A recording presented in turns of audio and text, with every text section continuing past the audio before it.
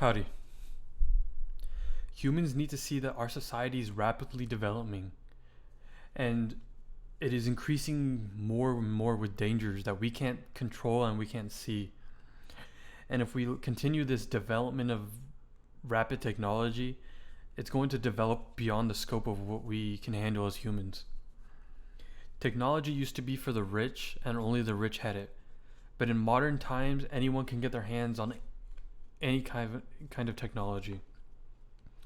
And this rapid development of technology has led to billions of people accessing this technology and has stopped the development of humans fully developing because of this technology.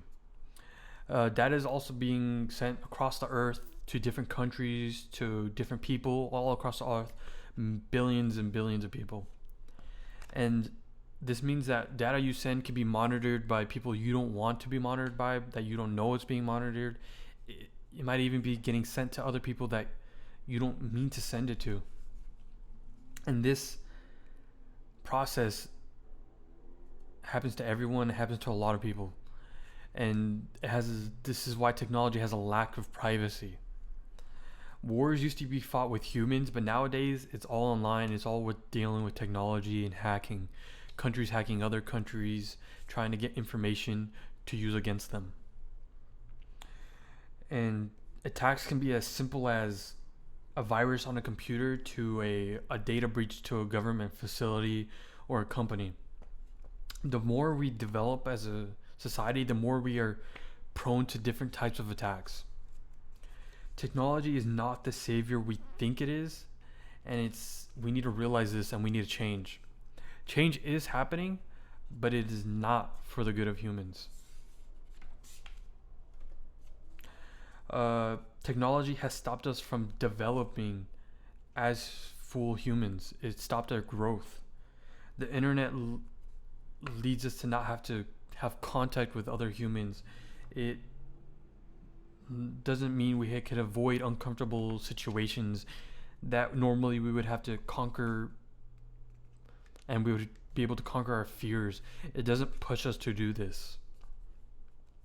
A telecommunications and radio communicator regulator has stated that digital life will cause no more human to human interactions, but human machine to machine interactions. And this will lead to no real world interactions because we have no real world knowledge anymore. We lose that knowledge, and when we need it, we won't have it. Even something as simple as a PowerPoint program has implications of how people interact and how they think. From the Harvard Business Review, it states, but as a thinking technology for elementary school children, it has limitations. It doesn't encourage students to begin a conversation, but rather encourages them to make points. And right here, they are talking about PowerPoint. Technology doesn't just stop us from developing, but it also doesn't hide us as well as people want to think. That's because technology has a lack of privacy. This lack of privacy comes in many ways, and it allows the government and other governments to keep tabs on us without us knowing, and most will never know about it. A professor from a university says it seems likely that in 50 years we will have very few spaces where citizens are able to engage with one another without corporate or government involvement or supervision. This lack of privacy puts everyone who uses technology in danger, and it shows that we need to be protected first. Because it's not just hackers or companies that sell our info, but it is companies that sell our info and collect our info. And what's even worse is we let them collect this info, and we give them this info a lot of times. From an article by Oxyr, there is a lack of general understanding of how data privacy laws help us among the public. Around 63% of Americans say that they don't understand anything or little to about how these laws and regulations that are currently in place to protect our data privacy.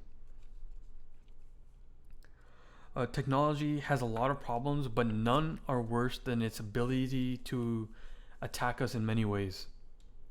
And the more technology we have, the more we are prone to these attacks.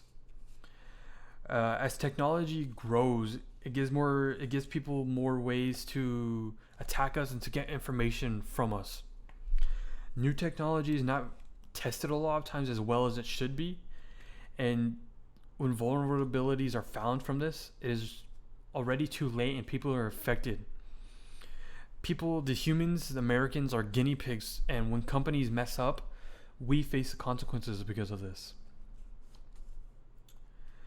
The internet is full of info, and it is not full of info that is always right and is not always true, and it can lead us to false information and false beliefs. A Texas A&M research scientist, Stephen P., wrote that one way to describe how we behave is the OODA cycle. And when something happens, we observe it, we orient it to our personal context, and then we decide what to do, and then we act on what we decide on that decision. But the internet leads us to a lack of information and bypasses this process. And when we receive this lack of information, we are urged to act on this information immediately and rashly. But not all of what happens and how we are attacked on it is because of the internet. It could be because of what we buy or what we do every day in our lives.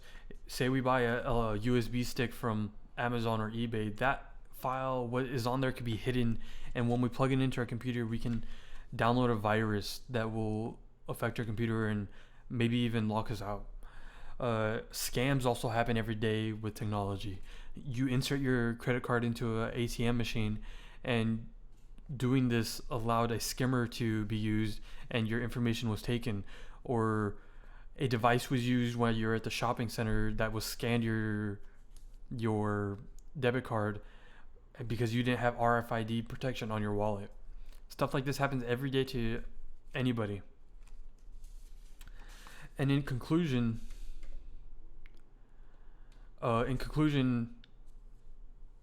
we are developing the most advanced technology we can, and how the most advanced technology humans have ever seen, but we need to see that it isn't here to protect us, and we need to stop thinking that it is going to protect us, because we're going to be in great danger soon. Technology has stopped us from developing fully as humans. It has stopped us from being able to think. The technology is not private as we think, and can lead to our information being exposed to anyone that wants it. Technology is expansive and is all around the world, so much so that the more we develop, the more we are being able to be attacked, and new ways for us to be attacked. Technology is not our ally that protects us and that wants to protect us. And we need to see that we need to protect ourselves first before it is too late. Thank you.